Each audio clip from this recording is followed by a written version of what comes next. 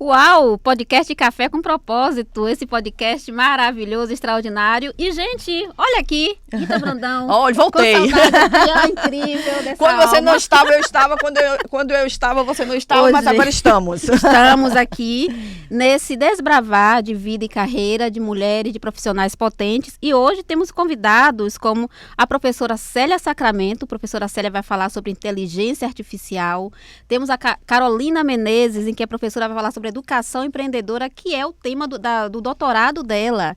E teremos aqui, gente, a querida advogada, uma mulher incrível, Lorena Bernardino. Ela vai falar de políticas compartilhadas para mulheres aqui na cidade de Salvador.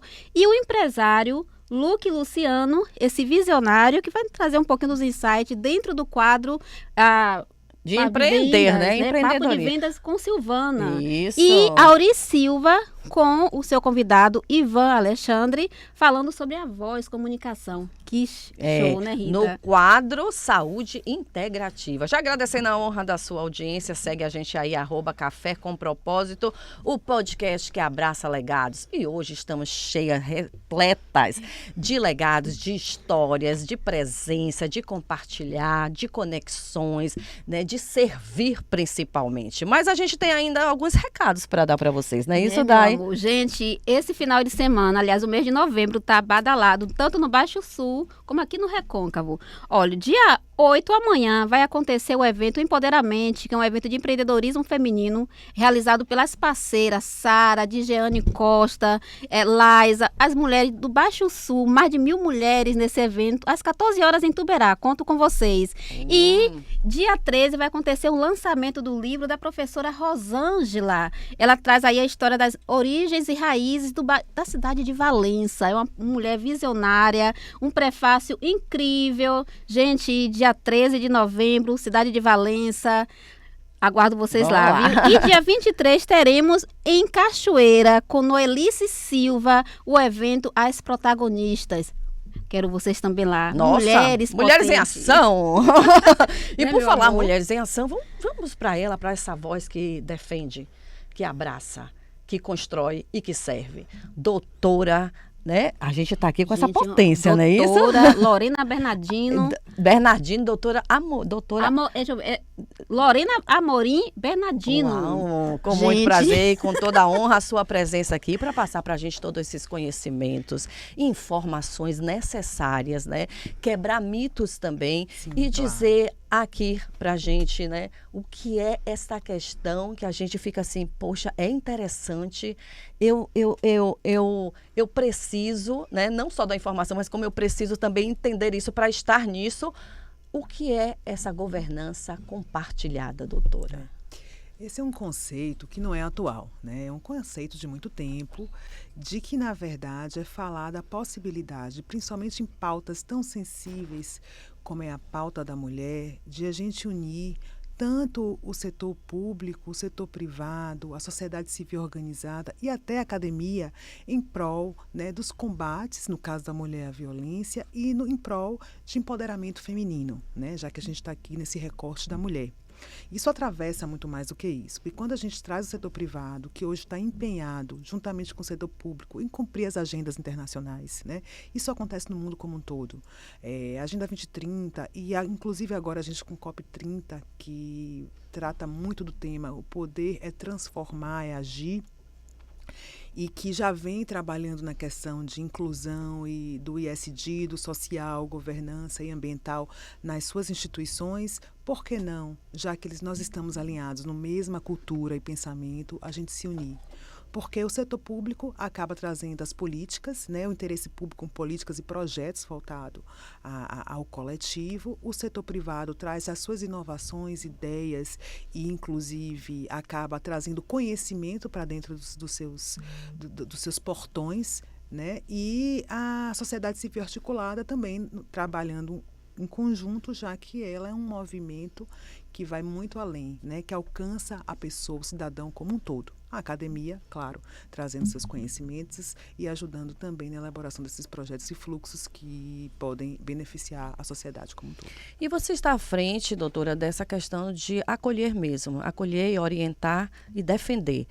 Como é esse dia a dia, esse cotidiano na Casa da Mulher Brasileira? Vamos lá. A Casa da Mulher Brasileira, ele é um equipamento, né, que faz parte do governo federal, o programa Mulher Viver Sem Violência. Foi a 8ª casa de Salvador inaugurada aqui na nossa cidade, no Brasil como um todo. E ela veio como uma forma de reunir, né, em um único espaço todos aqueles órgãos, instituições que fazem parte da rede de proteção à mulher, que é uma rede muito forte no nosso estado e principalmente na nossa cidade, no combate à violência contra a mulher. E com isso, essa reunião nesse único espaço, além de reduzir o tempo dessa mulher para resolver as questões relacionadas àquela violência a qual ela está exposta, né, e ajudá-la na quebra desse ciclo, óbvio, respeitando a sua autonomia, de combater a revitimização, ou seja, que aquela mulher, toda vez que ela precise ir num desses órgãos para finalizar o seu processo, ela tem que novamente contar essas histórias que geram gatilhos, enfim. E acaba que se torna uma governança compartilhada colaborativa, porque são órgãos autônomos, né? Então, a gente reúne nesse único espaço órgãos autônomos, com suas próprias legislações, com seus próprios regulamentos internos, e que a gente faz parte de um colegiado gestor, cada órgão com um representante, em que a gente, em conjunto, em coletivo, cotidianamente, ou sempre que possível, extraordinariamente, a gente tenta melhorar, né, os fluxos que já vêm desse programa, que é baseado na Lei Maria da Penha. Porque a gente sabe que a gente vive num país multicultural, são vários Brasis no Brasil, num único estado, e não vai ser diferente aqui a Bahia, não. A gente acaba que vem a política como inteira e a gente tem que adequar a nossa realidade cultural e a realidade, inclusive, na questão da violência contra a mulher. Então, a gente acaba adequando no nosso dia a dia, com os casos concretos, com as situações que vão acontecendo, para que a gente possa dar o melhor serviço a essa mulher, e são decisões, óbvio, colegiadas. Sim, essa governança compartilhada, que são vários órgãos, os impasses ainda que há, né, que a senhora pode destacar, os desafios encontrados nesses órgãos para tentar compartilhar as informações, né, as linhas de trabalho de cada um. Olha só, nós temos diversos desafios, foi como eu já trouxe aqui. Por serem órgãos autônomos, a gente acaba esbarrando nas burocracias, né, legais de cada um deles, muitas vezes, para que a gente possa ter uma estratégia uniforme. Então, não só isso, a própria legislação penal mesmo. Tanto é que a nossa casa ela não é regionalizada, a gente está apta a receber mulheres cis e trans de Salvador.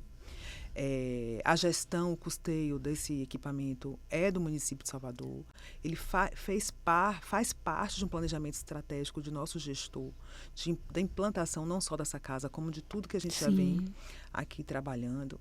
Eu falo sempre isso. Então, a autonomia desses órgãos e talvez, muitas vezes, algumas questões que a gente possa dizer, com muito respeito aqui, de precisar ainda modernizar. Quando a gente fala de combate à violência, a gente que está baseado no direito, está baseado na sociologia, nas questões de direitos humanos, ele é dinâmico, né? Então, a gente precisa ter essa força dinâmica na mesma cadência. Tá? Mas a gente já inaugurou a casa com um sistema único, que foi feito pela CEMIT aqui do município, que facilita, inclusive, a interação, o sigilo, confidencialidade das informações desta mulher, que quando ela é atendida, a sua escuta, ela é encaminhada, né, para os órgãos que vão dar continuidade, seja se ela vai dar continuidade com a representação criminal ou não, só vai atuar junto à Defensoria Pública. E aí, por exemplo, para que essa mulher que chega nessa casa, para que ela possa ter acesso ao serviço da Defensoria Pública, ela tem que estar estabelecida nos regramentos da Defensoria Pública.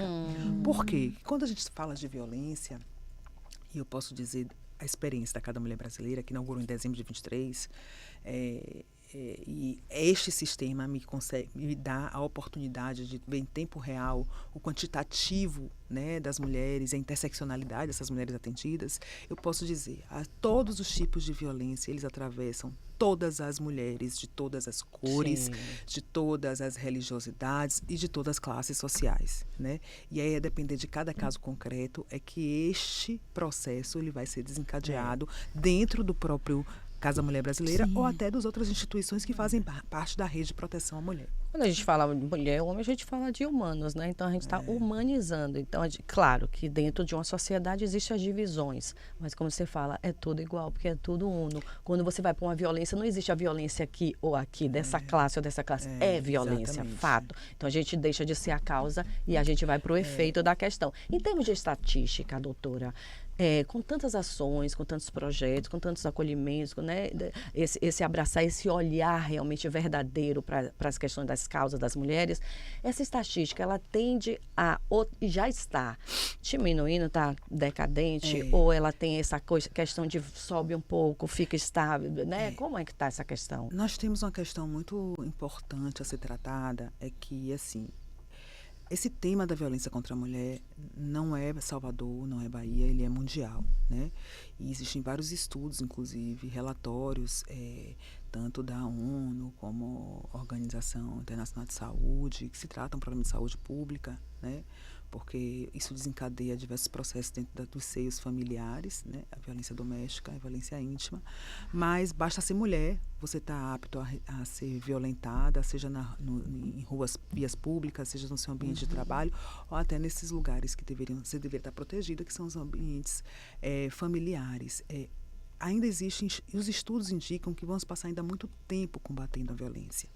Mas o foco que eu acho que a gente precisa trazer e que a governança compartilhada pode nos ajudar é que não é só combater e erradicar a violência, mas também educar a população, porque percebe-se não, já se tem entendimento e a gente consegue ver na prática que se trata de algo ainda muito cultural e social. A gente ainda está entranhado em pilares machistas, misóginos, sociais. Então, o aculturamento e educação do que é permitido e do que não é. Muitos dos agressores ou agressoras, eu gosto muito de falar isso, porque quando a gente fala de violência doméstica, vem muito à nossa cabeça a questão da conjugalidade, né? Homem e mulher. E o que a gente recebe lá são todos os tipos de violência dentro da família, dentro do ambiente doméstico, pode ser pai, filho, cunhado, irmão, desde que tenha uma interação íntima. E é muito doloroso, né? Você vê uma realidade que é muito além do que você posso dizer para vocês, que é muito além do que você possa imaginar.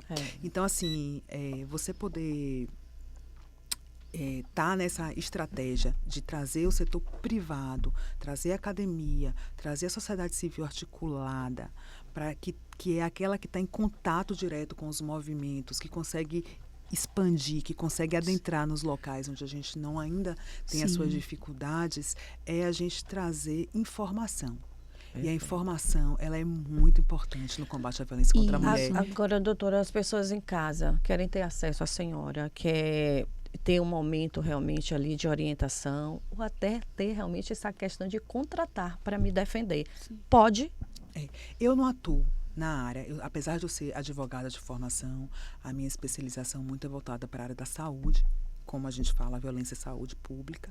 Eu não atuo como advogada no combate à violência, eu atuo como coordenadora de política para as mulheres, né, nesses projetos em prol da população. Mas a nossa cidade de Salvador, ela possui sim, não só a Casa Mulher Brasileira, a gente possui centros de referências que atendem essas mulheres. O Loreto Valadares, um dos centros mais antigos do nosso país, ele faz referenciamento de mulheres vítimas de violência e das mulheres de Salvador para atendimento psicológico assistencial continuado.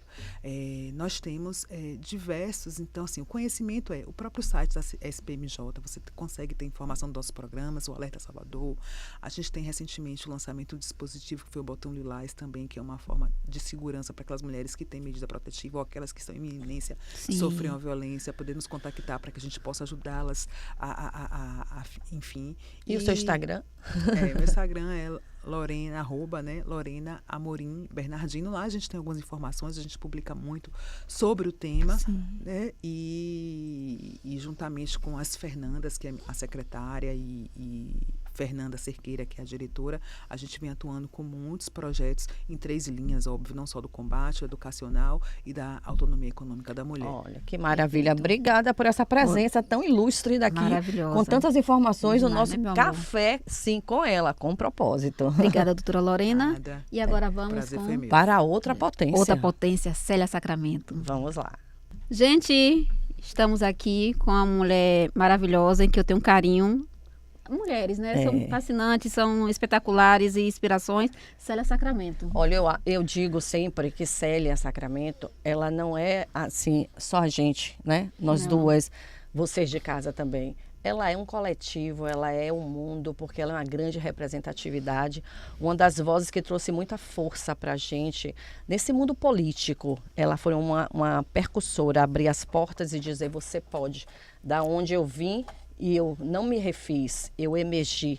E ela está aqui justamente para contar essa história dessa mulher que, né, vamos dizer, da formação social da nossa sociedade, lidar todas as impossibilidades. Como é que você foi quebrando essas barreiras, Célia? Bom dia a todos e todas. É um prazer muito grande estar aqui no Café com Propósito com essas mulheres maravilhosas. Eu estou muito feliz por vocês terem me convidado, fazerem esse trabalho assim, que faz a diferença, né? Tudo na vida tem que ter propósito. Sem propósito nós não vamos para lugar nenhum. E esse propósito está viabilizando discussões com mulheres, tem feito a diferença. Então, antes de mais nada, parabéns pelo trabalho dedicado que vocês têm feito. Gratidão e parabéns a você também, porque é a sua história que faz a gente. Pois é, eu nasci fora de Salvador, né? Eu sou fruto do êxodo rural. Então, meus pais foram trabalhar em São Paulo, se conheceram. Lá em São Paulo tiveram 6 filhos paulistas, eu sou a segunda. E quando eu tinha 6 anos, meu pai e minha mãe resolveu trazer todos nós para conhecermos a família em Salvador. E ele comparou como era a vida dos filhos dos irmãos dele aqui e as nossas lá. Que era aquela coisa de escola, casa, tudo muito fechado e tal. Meu pai, não quero essa vida para meus filhos, não. Eu quero uma vida mais livre. Ele achava que aqui em Salvador, naquela época era livre mesmo, porque um tomava conta do outro. Então, assim, se os pais saíssem para trabalhar, a vizinha, Célia hoje não passou 12h30 não, ela passou 1 hora. Olha, Célia não passou aqui, mas não deu a benção não. Tipo assim, eu ficava até chateada com esses vizinhos, depois que eu vim entender que era uma forma de tomar conta, que hoje já não existe mais. Não. Então, qualquer coisa que um pai de família era responsável pelos outros. Né? O filho, é filho de quem? Não, você não tinha nome na identidade, não é filho de Gabriel, é filho de Dona Antônia. Todo mundo já tinha um padrão assim. E eu fui baianês. Exato, então, bairro de Brotas, né, a família do meu pai, e bairro da Fazenda Grande do Retiro, a família da minha mãe. Depois, por volta dos quase 11 anos, meus pais se separam e minha mãe vai morar no subúrbio ferroviário. E aí, gente, eu vim entender o que era a vida. Por quê? Vindo da pobreza extrema, mas meu pai era sapateiro, era empresário, tinha uma sapataria na ladeira do Paraíso. Então, meu pai, ele chegou a ter carro. Então, quando eu tinha 8 anos, ele já tinha um Fusca. Então, era uma vida estruturada. Minha mãe pegou ele no Fraga no carnaval com uma pessoa e não quis saber. Minha mãe veio do movimento feminista, chegou a estudar naquela época, fazia admissão, tentou passar em medicina, não conseguiu, então ela foi seguir a vida de costureira. Sim. Conheceu ele, parou de trabalhar para se dedicar aos filhos, afinal, 8 filhos. E nessa história, quando eles se separaram, minha mãe foi morar no subúrbio, eu comecei a entender a vida, porque nessa casa que eu morei, era na casa de taipa, não tinha banheiro. Entendeu? Como se faz as necessidades fisiológicas numa casa sem banheiro. Sim. Toda falta de estrutura. Mas eu tinha uma base, eu estudei em escola pública, do GI Coronel Sebastião Dias, depois Cremildo de Andrade, o GI Daniel Lisboa, ia andando. O Cremildo de Andrade e Alim Brotas. Depois estudei no Luiz Viana. Então, toda uma base de estudo em escola pública. Cheguei até a perder uma vez por causa de uma disciplina, a disciplina de português. Estava meio chateada e a professora não entendeu. Estava no momento da separação. Eu dei uma resposta que a professora não gostou. Ela, peraí, que eu vou resolver na caneta. Eu disse, então eu não vou estudar mais. Comprei um pacote de pipoca doce, o empreendedorismo. E essa inteligência, tem o pai, tem a mãe aí, mas aonde tem Célia? Porque a gente tem a junção dessa história. Isso. E aonde foi que Célia, ela entendeu o mundo, sim? Foi quando você entendeu o mundo, primeiro, você me disse, porque eu fui morar... morar... Mas quando foi que você não só entendeu o mundo, como você se colocou para o mundo? Nesse momento aí do empreendedorismo. Eu saí de casa para ir para a escola e minha mãe disse, Célia, o dinheiro de transporte que nós temos só vai dar para você ir porque, como a separação aconteceu num período que estava no meio do ano e eu fui morar no subúrbio com ela, e a escola era em Brotas, então eu tinha que pegar 2 ônibus. Então minha mãe analisou, Célia, não tem condição. Do dia 25 até o dia 30, 5 dias, você não tem dinheiro de transporte. Sim. Eu, puxa... E essa Célia fez o quê para chegar Ia ficar aqui? em casa. Eu quero saber que essa Célia fez o quê nesse caminho, porque ela não Aí, tinha quando nada, eu ela saí, não tinha nada, e tinha nada. tudo, É. tinha tudo. Aí, Aí quando ela eu- chegou aqui. Aí a primeira coisa que eu fiz foi economizar. Não vou pegar ônibus, vou pegar o trem. Então eu já economizava alguma coisa que daria para ir mais um dia. Quando eu saio do ônibus, eu vi um jovem vendendo pipoca doce. Eu aí pergunto, pacote de pipoca doce. Hoje estou vendendo R$2 na rua. Até assim, toda vez que eu vejo, eu compro, para motivar. E aí eu disse, você comprou esse pacote aonde? Aí eu olhei assim, vem 25 pacotes ali dentro. Ele falou, eu comprei na Feira São Joaquim. Eu sabia onde era a feira, que eu tinha o hábito de ir para a Feira São Joaquim com meus pais. Todo domingo de manhã ou sábado de manhã. Eu disse, então eu vou pegar esse dinheiro aqui. E quanto é? Ele falou, tipo, se fosse hoje assim, R$25. Eu imaginei, poxa, então se vender um pacote, ganhei o dobro. Fiz a conta rápida. Fui para a escola.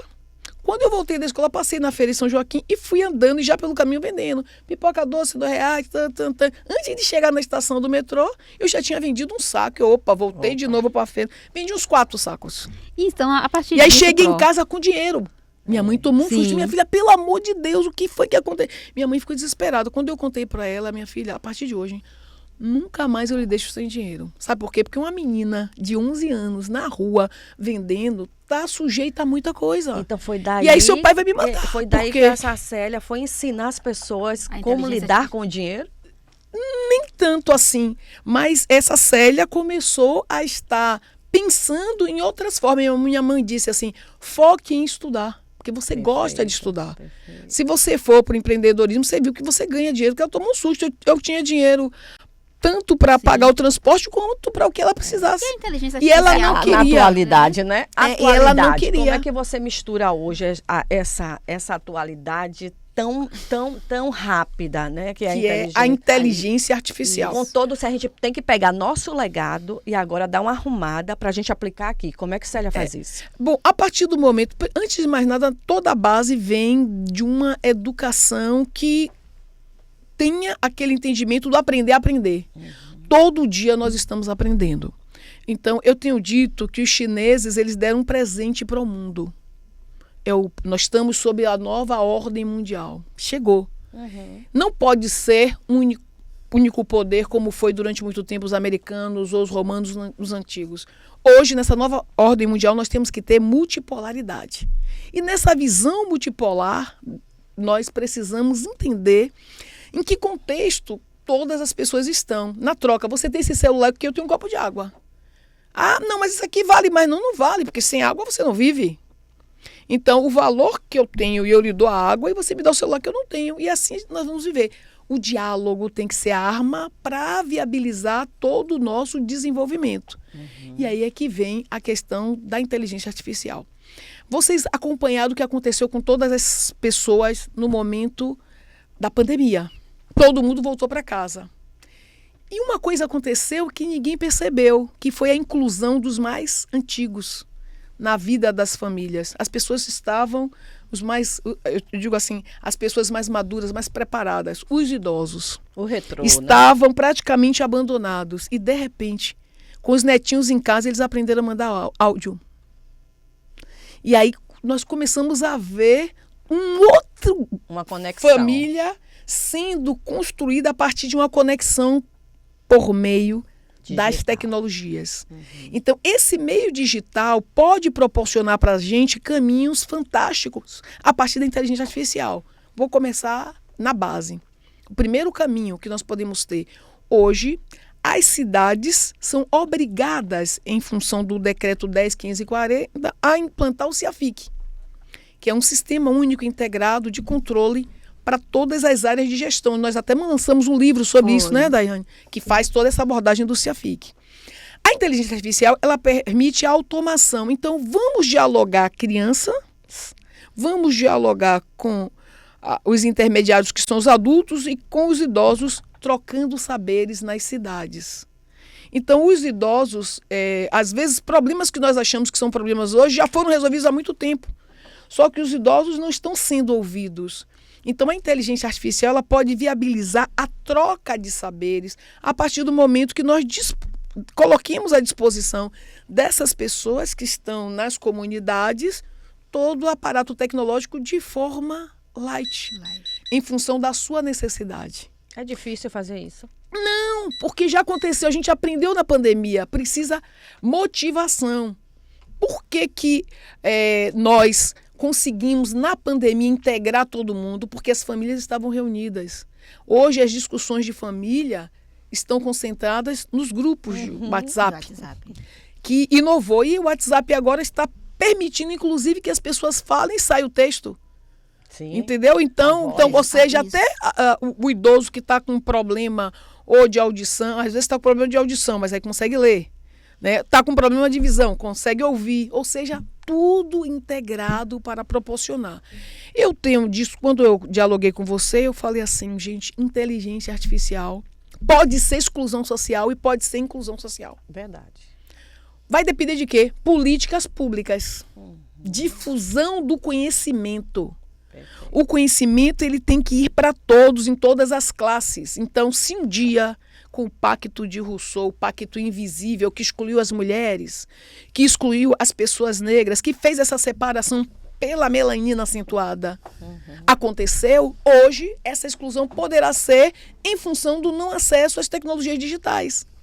E aí, por isso que eu disse que os chineses deu um presente para o mundo, porque quando o presidente americano tomou poder em fevereiro, na terceira semana que ele apresentou os ditames para a humanidade, um deles foi, vou investir mais de 50 bilhões em inteligência artificial.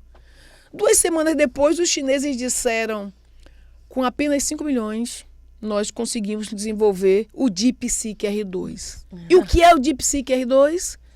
Uma inteligência artificial. E, além de tudo, ele fez o quê? Ele deu para o mundo o código aberto. Então, foi inteligência artificial open source.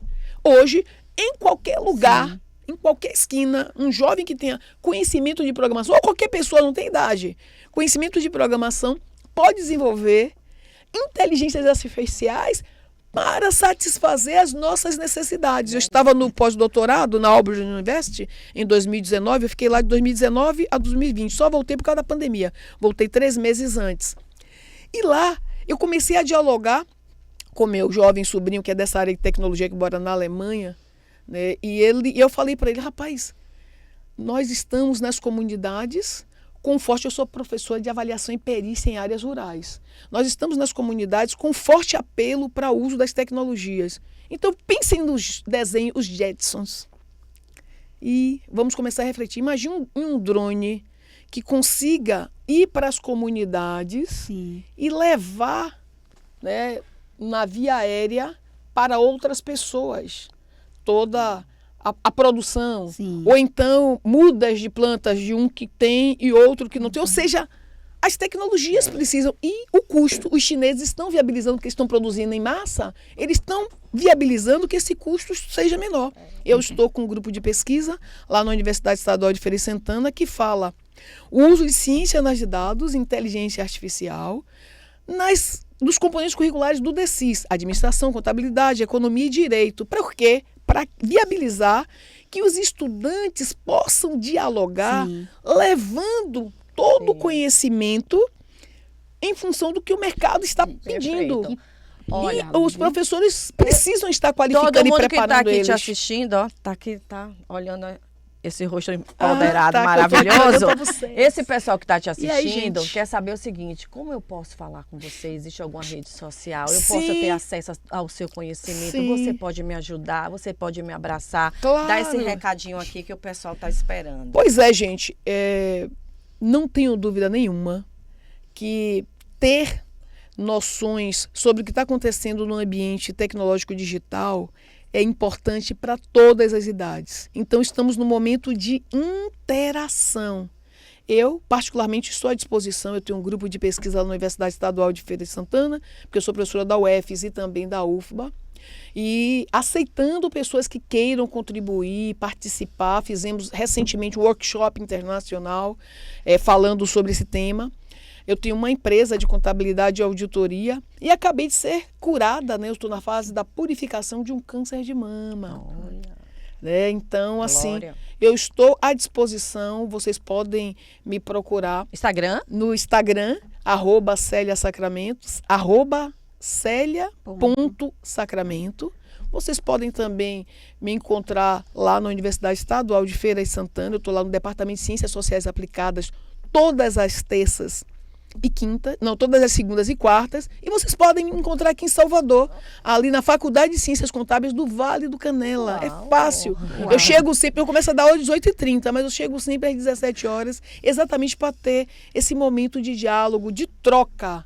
Porque eu não tenho dúvida nenhuma, com políticas públicas, nós vamos conseguir viabilizar com que a inteligência artificial passe a ser, de fato, oportunidade e não exclusão.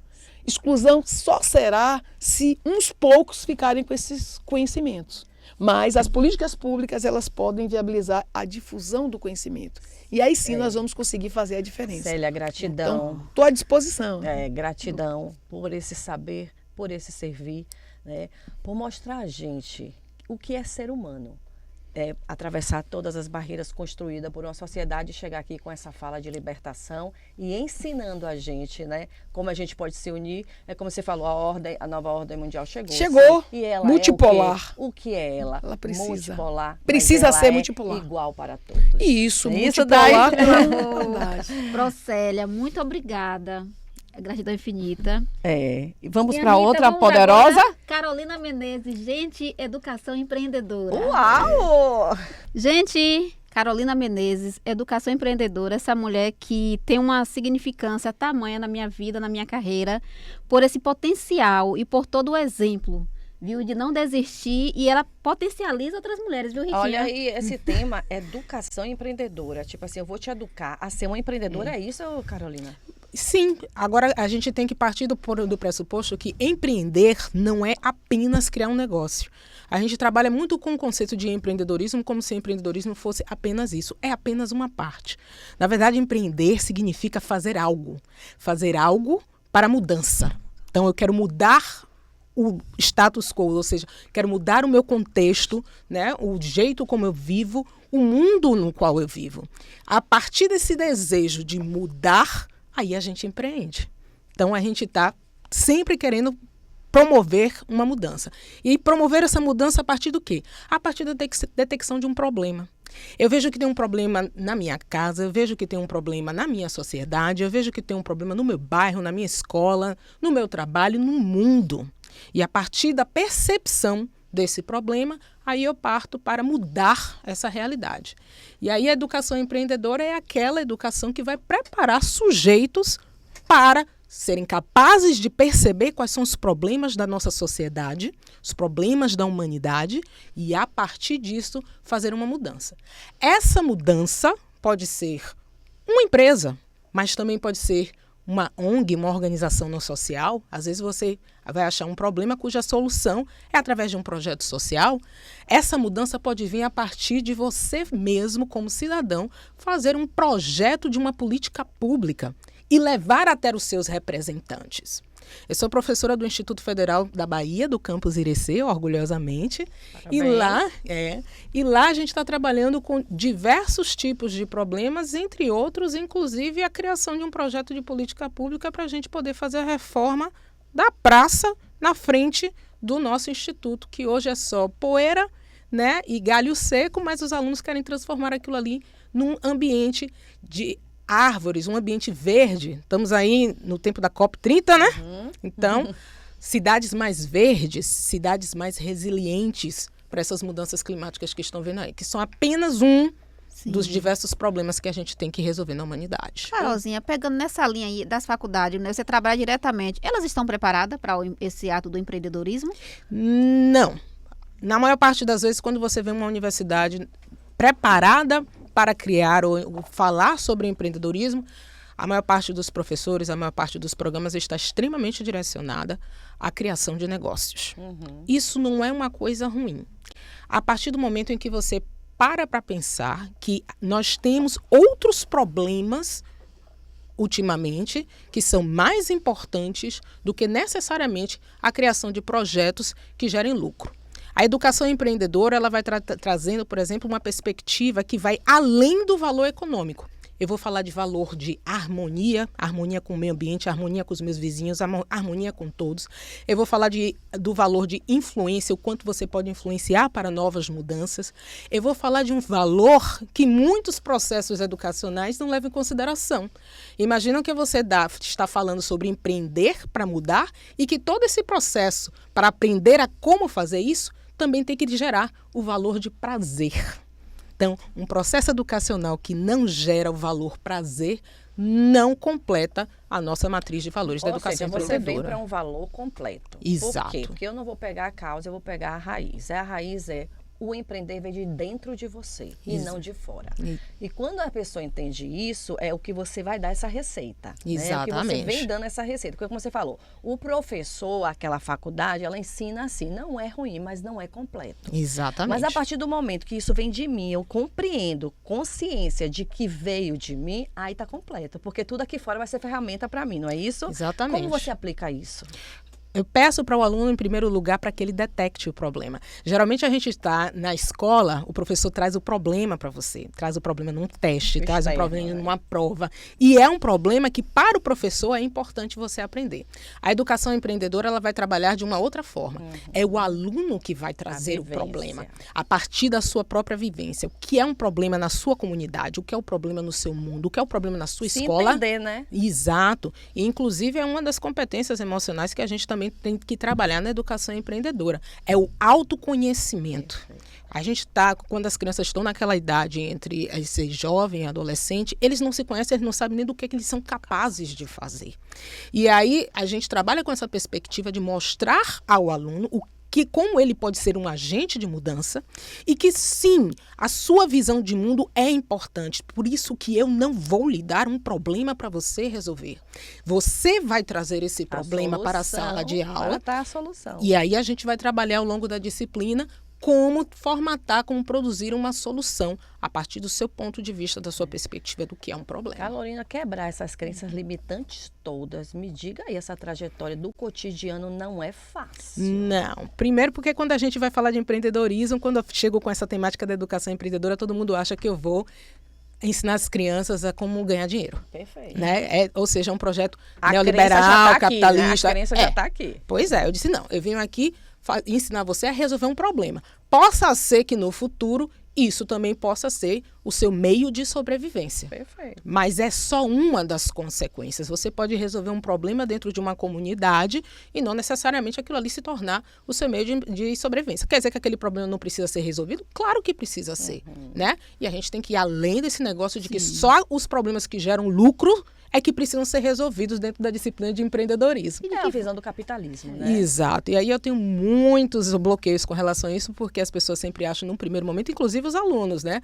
Quando eu chego na sala no primeiro dia, oba, a gente vai aprender como ganhar dinheiro. Mas é o olhar parado, né? É o olhar Exatamente. parado, que é o olhar da crença. Porque eu aprendi que educação empreendedora quer dizer de empreendedorismo. Empreendedorismo, na minha crença, diz o quê? Financeiro. Pois é. Eu vou empreender financeiro. Aí a gente está indo para o novo mundo, como a Célia há pouco falou aqui, né? Exatamente. Dessa ordem chegando, desses olhares transformando, dessas curas acontecendo, Exatamente. né? Onde a gente praticamente traz o humanismo de volta, né? Mas o teocentrismo também um pouco. Por quê? Porque o Deus é o que habita em você, independente de religiões. E esse Deus que é você, trazendo a sua luz para o mundo. Então, eu me autoconheço, como você está trabalhando exatamente esse autoconhecimento. Eles têm que se autoconhecer, porque a partir do momento que você sabe quais são os seus valores, quais são suas potências, quais são suas forças, é que você vai identificar como você pode estar trazendo essa mudança. E você é no abundante. Que eu sou bom? Eu adoro mudar, na verdade. Eu não dou uma aula igual a outra. Eu adoro mudar. Faz palestras, Carolina? Faço palestras também, faço consultoria, trabalho com pessoas que têm projetos, pessoas que querem empreender, ainda não sabem nem necessariamente com o que é que eu posso empreender. Porque é uma crença limitante, né? De que a gente só pode empreender quando a gente está trazendo alguma coisa para ganhar dinheiro. Sim. Mas você pode empreender com diversas formas, né? Desde fazer uma política pública, uma ONG, você pode fazer uma mudança, você está empreendendo. Dentro do seu contexto de empreender, existe agricultura familiar? Sim, a gente, inclusive, nesse exato momento, eu estou trabalhando com uma equipe dentro do IFBA-IRC que está fazendo um projeto de como ensinar a agricultores, pequenos agricultores que fazem parte de uma associação, novas tecnologias, porque eles têm uma certa dificuldade com relação à implementação de tecnologias digitais, né? E esse é o pessoal dentro do curso de informática, inclusive. Que é maravilhoso, demais, né? Porque né? tanto você já está fazendo para o seu supermercado, aprendendo como é que você pode fazer aquilo, quanto você pode também ir para a renda. Exato. É essa educação que é a educação, na verdade, empreendedora da professora Carolina, Da né? professora Carolina. Esse saber, esse conhecimento. Quando é que despertou isso, Carolina? A partir do momento, eu comecei a minha carreira como consultora. Depois é que eu fui para a sala de aula, né? Trabalhei bastante tempo com o Sebrae. E quando eu chego na sala de aula, quando eu vou ensinar os alunos, eu não consigo ensinar algo, primeiro, que eu não sei fazer. Eu só ensino aquilo que eu sei fazer. E segundo, eu vi uma grande insegurança do aluno com relação a tudo isso que eu estou aprendendo serve para quê, professora? E será que eu sou capaz de fazer isso?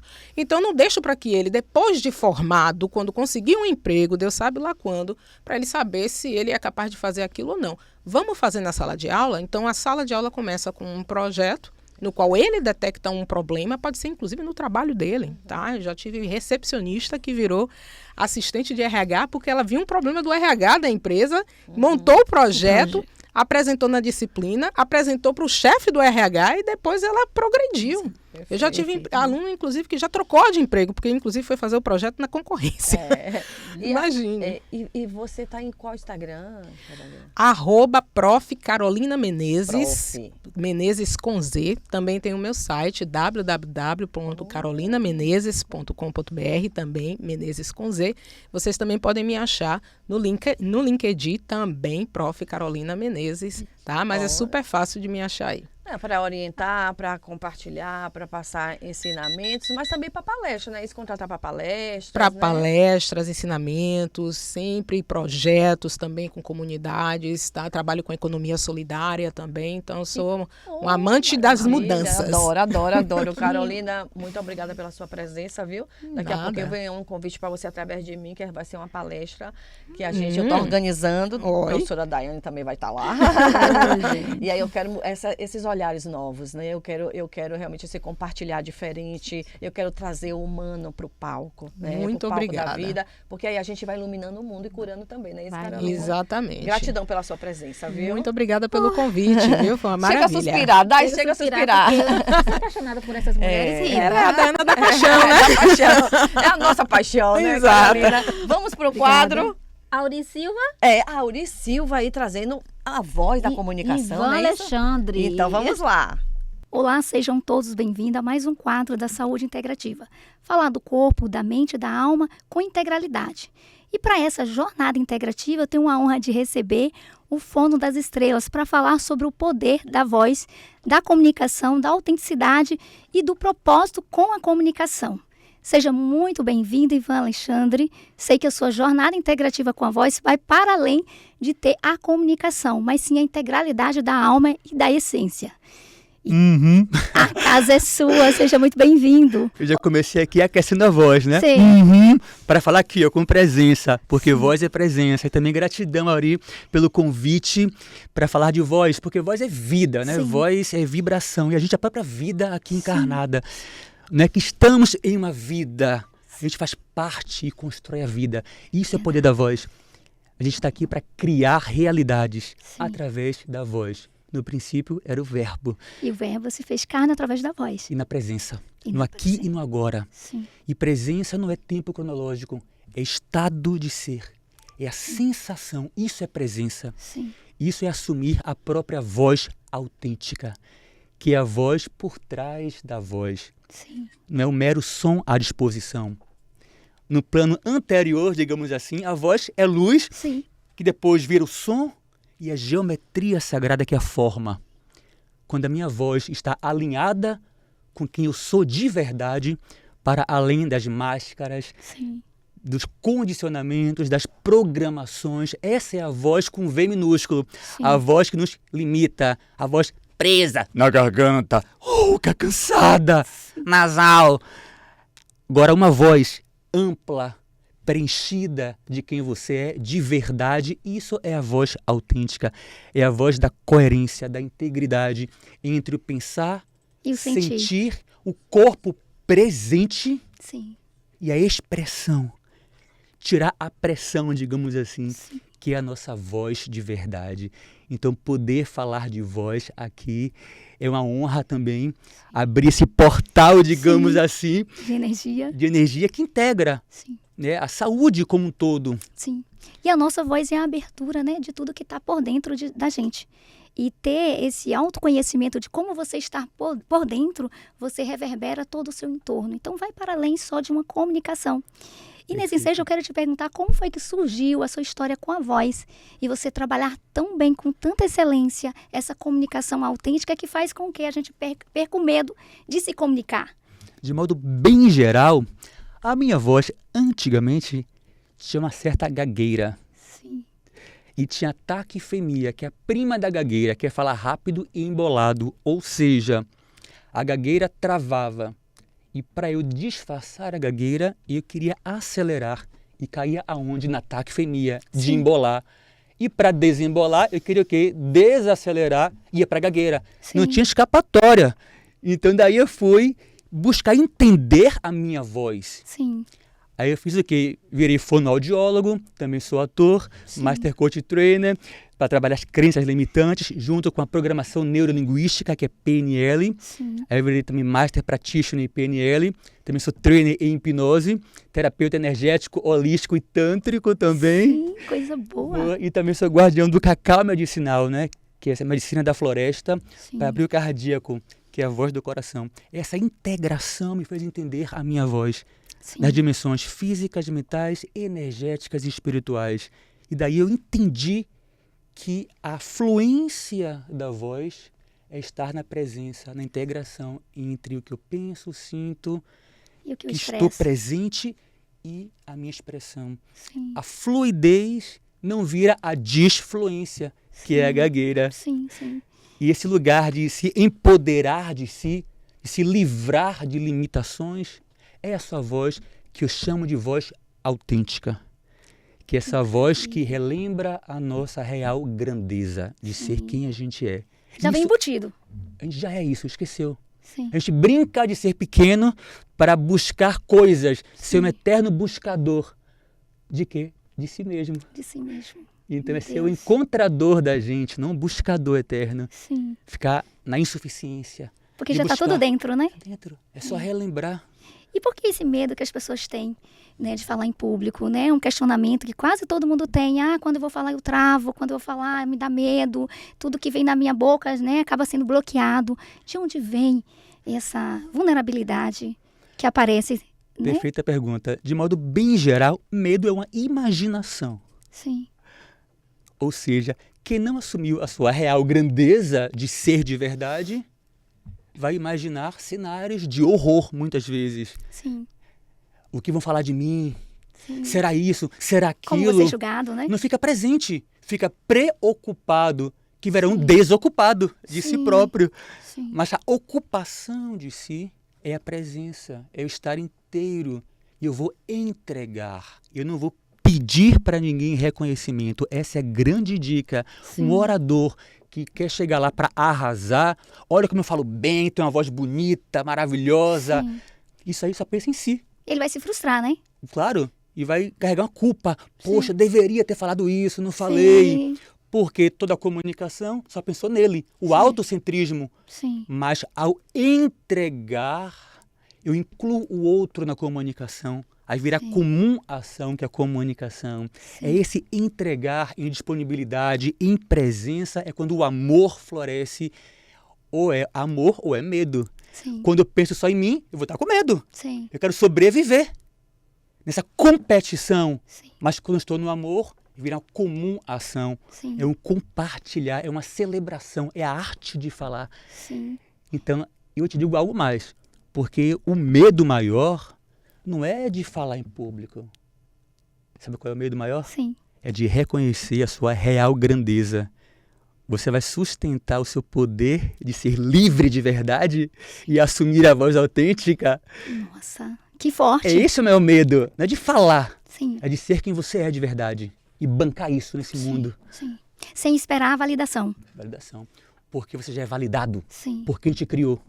Essa é a grande questão. Identidade. Você tem que pedir validação, Sim. nem aprovação. Você já é aprovado Que e validado. maravilha. Isso é assumir a real grandeza de ser. É assumir a voz autêntica. É viver e não sobreviver. Sim, Não é lutar, não é competir. Isso é a guerra. sim. Por isso que tem muita gente, né, frustrado e debilitado da comunicação porque realmente não entrega o que vem de dentro. Nem há pouco instante nós estávamos ali fazendo um spoiler e você falando sobre o poder da comunicação e até fazendo um trabalho, prática comigo sobre a comunicação. E eu queria que você deixasse esse spoiler aqui para as pessoas, para aquecer a voz, para comunicar, que você já deu a dica aqui, gente. Perder esse medo é sustentar a tua autenticidade, de dentro para fora.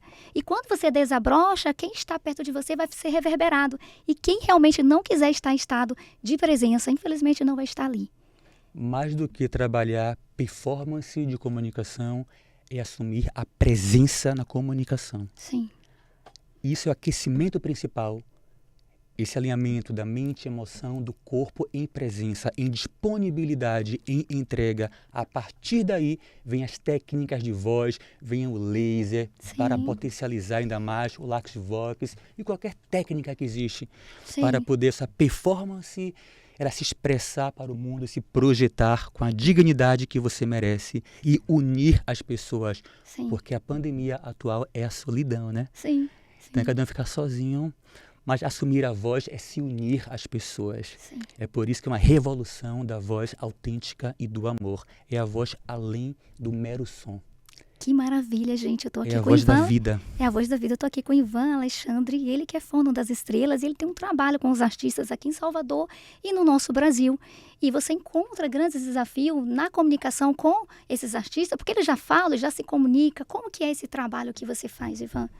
No carnaval, por exemplo, é mais foco na performance mesmo. Sim, Para não ficar rouco nem cansado. sim, Porque a voz, o axé é energia, por Sim. exemplo. Uma voz cansada, rouca, vai contra a proposta do que ele quer, daquele do clima. campo que ele quer criar, daquela vibe, Sim. daquele clima.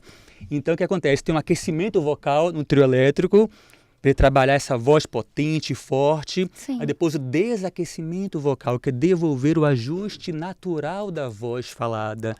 Porque tem a voz profissional e tem a voz coloquial do dia a dia. Temos vozes diferentes, Sim, não uma voz única. É igual roupa. Sim. Com que roupa sonora eu vou? Para cantar, sim, para liderar, sim. para apresentar Pra alguma palestrar. coisa, para vender. Sim, É como trabalhar essa consciência vocal, juntando o quê? A performance e a presença Sim. o tempo inteiro.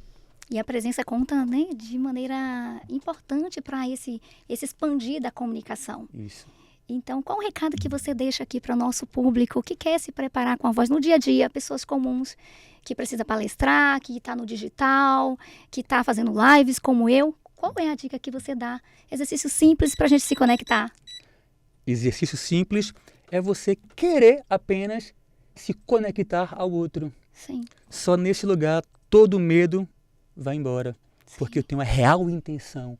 Eu não apenas quero, eu realmente quero me conectar. sim, Nessa hora, o seu olhar, a sua postura, a sua dicção, a sua projeção de voz, a sua respiração vai estar alinhada com esse lugar da conexão, porque você realmente quis se conectar, você não quis arrasar. sim.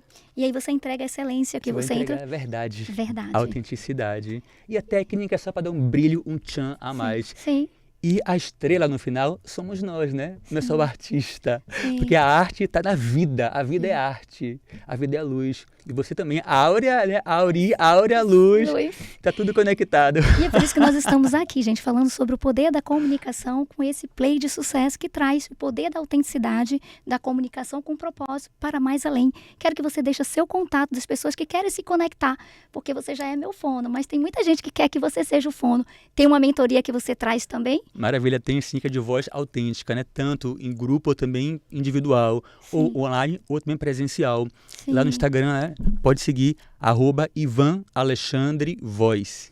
Então, gente, para você que quer se conectar com ele, porque eu já estou me conectando, a minha voz já deu uma melhorada. Então, usar esse poder da autenticidade, da comunicação com propósito, muda todo um jogo.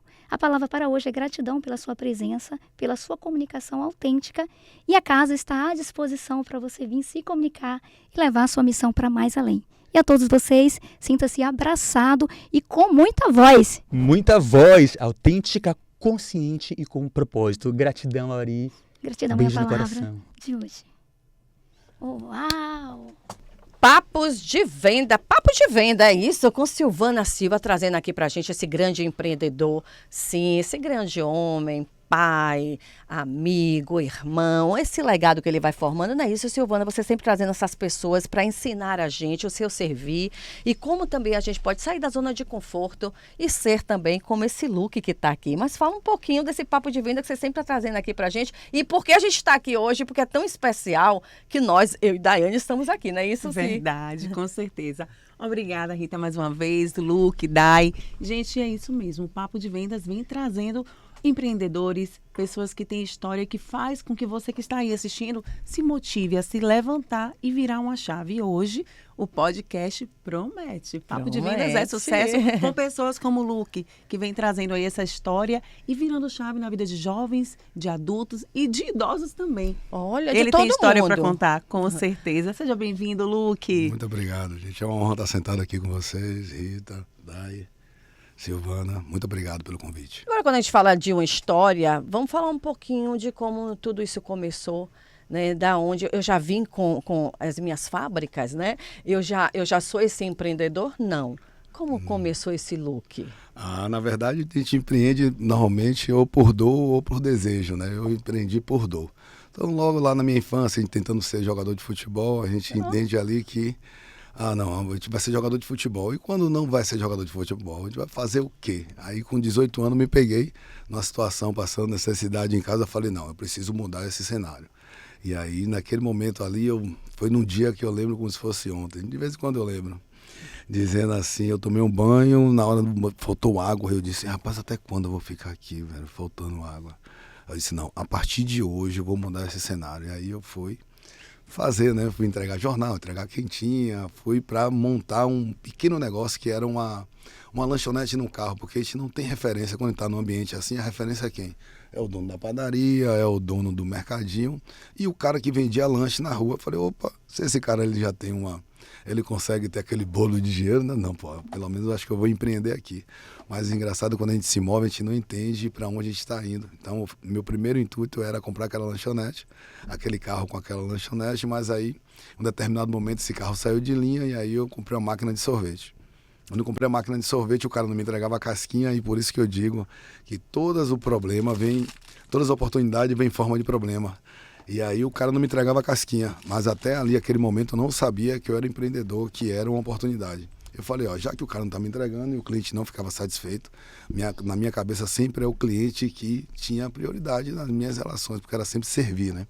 Falei, eu vou fazer a melhor casquinha para atender esses clientes aqui.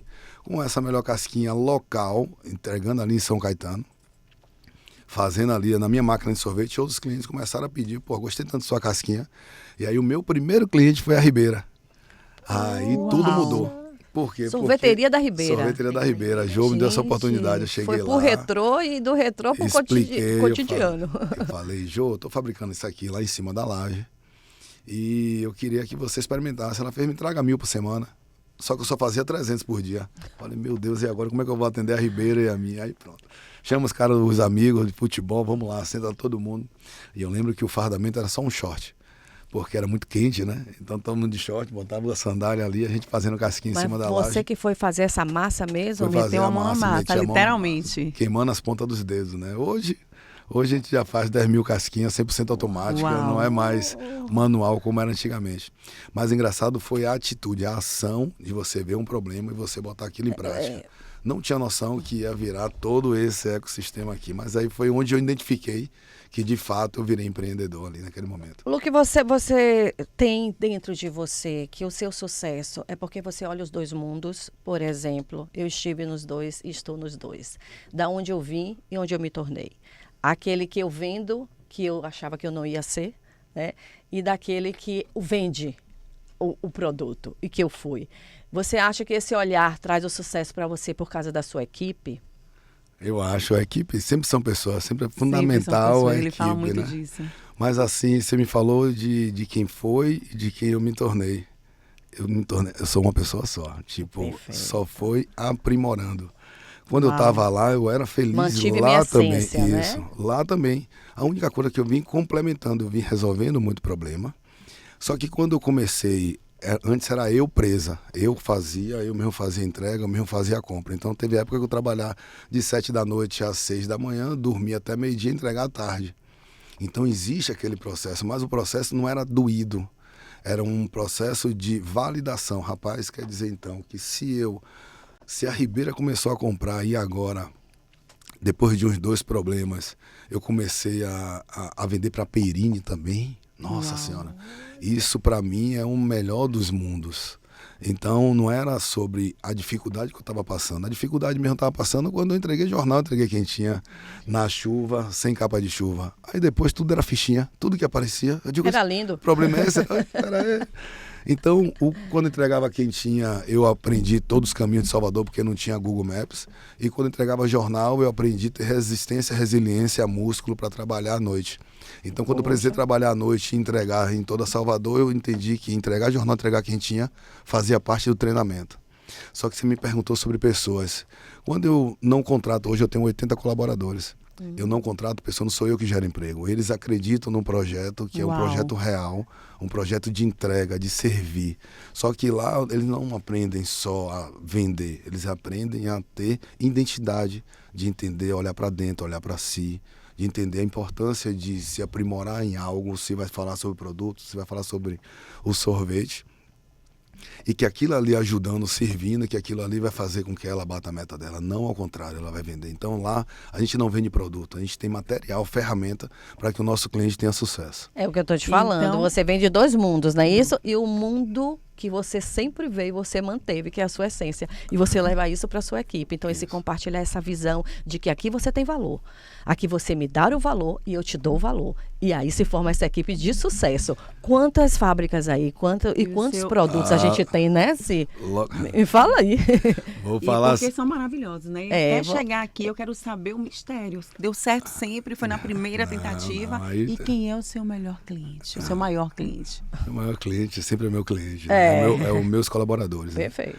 Primeiro, se eles não estiverem bem, então você vai ver lá um tapete vermelho lá, Uau. que o cliente vai entrar. Mas todos os meus colaboradores já pisou nele, então ele tá usado, tá? Cliente, aquele tapete vermelho lá que você entra no Mundo do Sabor, Que ele já foi lindo. usado pela equipe, viu? Ah, então Porque se a sua equipe- todos esses produtos ficam no Mundo do Sabor, é isso? Tem no Mundo do Sabor na distribuição, porque é um ecossistema que retroalimenta. O Mundo do Sabor é como se fosse um mercado? Isso é um mercado de produto para sorvete. Olha. E seu maior termômetro de E satisfação fica é a sua onde? equipe. É. Isso, Fica a onde? Fica onde? Tem uma loja na calçada, que antes era no comércio ali na Praça da Mãozinha, foi para calçada, melhor logística. Atacado e varejo lá? Atacado e varejo, isso. E em Lauro de Freitas, que é a central matriz, né? E aí temos depósitos lá no Cagi e a fábrica do Cascão. Quantos produtos hoje, Luke? Mais ou menos. Rapaz, Se quem perdeu, o sucesso é tanto que nem sabe. Quem souber, morreu, que é tanta coisa. É porque assim, a gente começou fabricando a casquinha de sorvete, né? E a casquinha de sorvete, os clientes começaram a pedir mais coisas. Falar, Luke, você não tem leite, você não tem açúcar, você não tem gordura, glucose, liga, emulsificante. Falei, rapaz, não tenho não, mas vou ter. Então, toda vez que foi solicitado algo, eu falei, já que vocês precisam, não estão achando, então eu vou atrás desse produto. Mas sempre foi visando e o cliente ter sucesso. Agora, esse paçoquinha aqui é antigo, né? Retrô, né? Claro. Paçoquinha foi Zero açúcar, paçoquinha raiz. junto com a casquinha, né, de sorvete. Eu acho que foi um dos primeiros seus, não foi um Não, a carro-chefe. paçoca foi depois. Foi Primeiro depois? foi a casquinha, depois veio o Mundo Sabor, distribuidor de produto para sorvete. Só que aqui o picolé de amendoim é muito forte. Então eu tive que fabricar pasta de amendoim para vender para o picolé de amendoim. Então tem esse. Você foi para essa uma linha pasta aqui. fitness, né? Você foi para uma linha fitness, é isso? Você não tinha.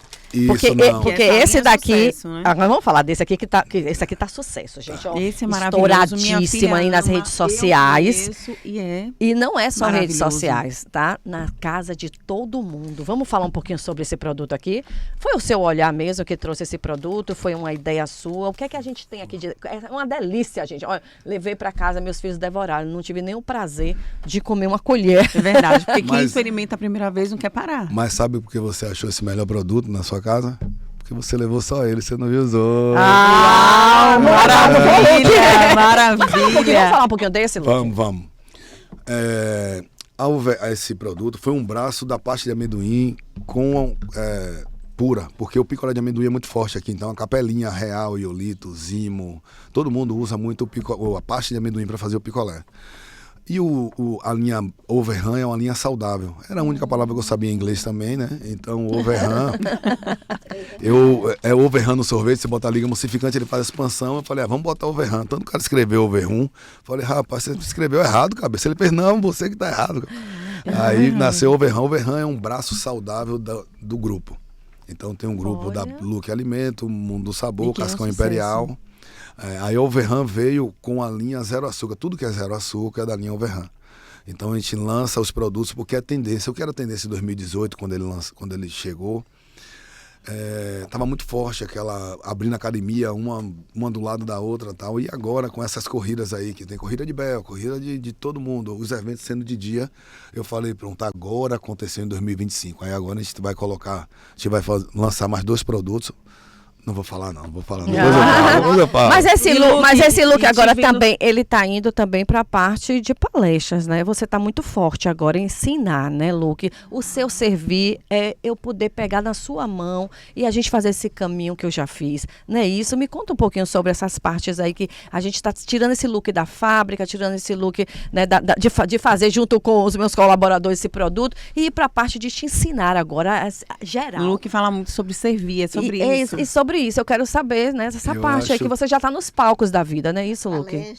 Mas assim, eu acho que a educação financeira deveria ser dada na escola, no primário, no ginásio ali, a faculdade, porque Joãozinho comprou por 10, vendeu por 20, quando o Joãozinho ganhou, se sobrar 2, sobrou muito, porque tem imposto, logística, um monte de coisa, e o pessoal não ensina. Então, eu acho que a parte da educação, e a educação, eu vejo que os colaboradores, eles não saem da empresa por falta de competência, é por causa do comportamental, isso. Então, quando a gente entende que o segredo de tudo isso aqui sempre foi pessoas, a equipe, aqui tem a opinião de todo mundo. Todo mundo diz, tá menos doce, tá mais doce, eu gostei mais. Não, mas eu sinto ainda um pouquinho arenoso. Então, a percepção que você hoje está sentindo é o erro, no mínimo uns 30 erros aí. Erro não, acerto, porque todo mundo são pega. Porque ninguém colaboradores. consegue fazer nada só, né, Luke? Como Isso. você fala, é tudo sobre pessoas. Sempre. Engraçado que você falando da corrida de Bel e tal, esse movimento, eu consigo ver um movimento na praia. Todo mundo de Overhand, todo mundo com seus produtos e aquele movimento grandioso. Já pensou nisso? Rapaz, papo de venda, você vê que Ela tá na venda, ela tá na venda. Rapaz, Gente, eu a gente consigo vai- ver esse A movimento. gente vai vender, mas assim, engraçado que eu vejo o pessoal vender produto e o cara não compra produto, o cara compra a história do produto. História Por do que esse produto. produto nasceu? Então, quando a gente vai lá para a praia, existe uma história que são pessoas, a gente precisa organizar tanto a logística, quem está lá na praia está feliz ou está ali pelo dinheiro? Então, a gente precisa treinar com quem a gente conecta, né? Mas, Rita, você me perguntou sobre o empreendedorismo de ensinar. Eu não ensino, eu só compartilho o que eu Uau. vivi. E o cliente pergunta assim, não... Mas o pegar na mão e andar é exatamente esse compartilhar, Claro, né? porque o empresário, ele acha que ele está gerando emprego. E se ele não entender que ele depende daquela equipe, ele não vai para lugar nenhum, porque sempre vai ter pessoas na equipe dele. Então, eu sei que se eu me mover aqui querendo um produto, comprar um maquinário, eu vou precisar de pessoas melhores que eu, porque cada um é especialista na sua área. Eu sou especialista em uma área, eu ensino a fazer sorvete, desenvolvo esses produtos aqui, percepção que não grude na boca. Isso é tecnicamente, e as relações, comunicação em equipe. Só que o cara vai fazer tanto isso todos os dias, ali 1 ano fazendo isso, que ele vai dar 10-0 no ponto da micragem para não ter percepção. E você tem que dar valor a esse cara. Então, um empresário que está assistindo, se ele souber que ele depende da equipe dele, ele depende das pessoas que ele está passando, que ele está convivendo, aí ele vai acertar o tempo e o timing do que... Porque assim, o cara ele sabe que o produto ele poderia melhorar. Um exemplo aqui, a paçoca. Eu acho que se a gente desse um toque assim ficaria melhor. Mas porque eu tive a relação com a minha colaboradora, que ela chegou para mim e de fato ela mexeu o ponteiro e o produto ficou muito bom, entende? Uau. Mas se você não tiver ouvido achando que você é o foda, aí você não vai para lugar nenhum. Tirar Então, o ego, Luke, né, Luke? hoje, Tirar se o alguém ego. que está aí assistindo a gente quiser empreender, quiser mudar e virar essa chave, o que você diz para quem está nos assistindo agora? Acha que já que é pro povo, então ele está aqui. O que Olha pra acontece, cá e gente? fala. Talvez você veja isso aqui em cima da mesa, deve estar achando assim, Luke, massa, tal, eu deveria começar já grande. Eu acho que para começar hoje você tem que desconstruir a sua crença que você tem do que te falaram, que vai dar certo, vai dar errado, porque tudo muda. O meu passado é de 1 ano. Eu contei aqui um pouco da história para dizer assim, mais ou menos assim para a gente conectar, mas assim, o meu passado eu é sempre naquela posição do que eu tenho que fazer para melhorar. Então a melhoria sempre é contínua. Só que você vai escolher um produto, uma situação e você vai dizer, se eu tenho esse problema, outras pessoas também têm, você vai escalar. Só depois que você escalar, no meio do caminho é que você vai entender as oportunidades. Porque a escada não foi feita para você não chegar no topo. De primeira, vou chegar aqui, vou acertar de primeira, não. Você não vai acertar de primeira, mas faz parte. Porque todo mundo desiste pelo menos no terceiro erro. E o normal é desistir, não desistir nunca, porque aquilo ali, toda vez que o velho tentar negociar, o novo chegar, o velho vai tentar segurar a permanência dele. Então você vai fazer o quê? Você não está mais ali. Então agora só basta você focar e mudar o ambiente. Porque o que eu vejo é as pessoas que mudou, ela enxergou a oportunidade, mas ela quer levar as pessoas do mesmo ambiente. E a mudança que você falou do mundo, dos 2 mundos, foram dos 2 ambientes. Isso sim, eu concordo 100% com você. O ambiente que eu estava não estava me trazendo. E quando eu saí e vi que o mundo cá fora eu precisava de uma contabilidade, de um RT, de uma organização que eu trabalho com alimento, com uma responsabilidade muito forte, aí eu entendi, eu falei, não, preciso de pessoas, preciso de gente. E aí, com quem você vai nessa jornada, que é a minha esposa, Raquel Toys, amor, um beijo. Eu quero dizer a você que sem você, nada disso aqui estaria em cima da mesa, tá? Fantástico. E eu quero dizer... Ele tá aqui porque ela tá lá. Tem alguém cuidando, então... É muito importante, porque se você está indo e a pessoa está te puxando para trás, você não vai, talvez não seja por causa da sua força, é porque você escolheu a pessoa errada para estar nessa jornada. Parabéns, Raquel, parabéns pelo legado dos 2, Luke Overham, minhas redes sociais é Luke Overham, das empresas é o Overham, Luke Alimento, Mundo do Sabor. Mas se a gente chegar em Luke, tá em todas as empresas lá pra gente Colocando seguir. o Luke, aparece todas. Sim, muito obrigada por você trazer Obrigada Luke a aqui. você, Luke, obrigada. No nosso podcast, não é isso, Dai? Só gratidão. Gente, Luke, muito obrigada. Que história de raiz, de essência, e não deixou se desviar nesse ciclo de empreender, de sucesso, porque o sucesso a priori começa conosco, né, Ritinha? Exatamente. Nosso interior, Verdade. e vamos elevando aí nessa sociedade. Exatamente. Silvana, meu amor, obrigada. Ritinha, É. meu amor, nosso papo. Nossa, podcast. hoje foi lindo, maravilhoso. Maravilhoso. Agora Obrigada, a Luke. gente encerra assim com tantas gostosuras, né? tantas Gostosura de viver, delícias. gostosura de sabores, gostosura de histórias. Até dia 21, nós voltaremos com o nosso Café com Propósito.